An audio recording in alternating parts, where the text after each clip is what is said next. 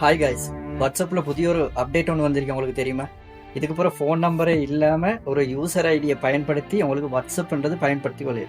இதுக்கப்புறம் நீங்கள் வாட்ஸ்அப்பை யூஸ் பண்ணுறேன்னு சொன்னால் வாட்ஸ்அப்பில் வந்து நம்பர் ஒன்று பாவிக்காமல், சிம் ஒன்று பாவிக்காமல் ஐடி எப்படி நீங்கள் இன்ஸ்டாகிராம் யூசர் ஐடி ஒன்று பயன்படுத்துகிறீங்களோ அது மாதிரி வாட்ஸ்அப்பை ஓப்பன் பண்ணி ஒரு யூசர் ஐடியை பயன்படுத்தி உங்களுக்கு என்ன செய்யலாம், வாட்ஸ்அப்பை பயன்படுத்தலாம். ஆகவே இதுக்கு பிறகு உங்களோட வாட்ஸ்அப் நம்பர் என்னன்னு சொல்லி கேட்க வேணும். இதுக்கு பிறகு எப்படி கேளுங்க, உங்களோட வாட்ஸ்அப் ஐடி என்னன்னு சொல்லி கேளுங்க. அந்த அளவுக்கு மாற்றம் அடைஞ்சு கொண்டு வருது. அது ஒரு புதிய அப்டேட். இன்னும் படிப்படியாகத்தான் உலக நாடுகள் அறிமுகப்படுத்தப்படுது. இலங்கையிலையும் படிப்படியாக சில அக்கௌண்ட்களில் வந்திருக்குது.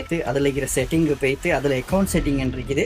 அதுக்கு போய்த்து நீங்கள் பாருங்கள், யூசர் என்று சொல்லி ஒன்று இருக்கும். அதில் உங்களுக்கு தேவையான நேமை யூசர் ஐடி ஒன்றை ரிசீவ் பண்ணி வச்சுக்கோங்க.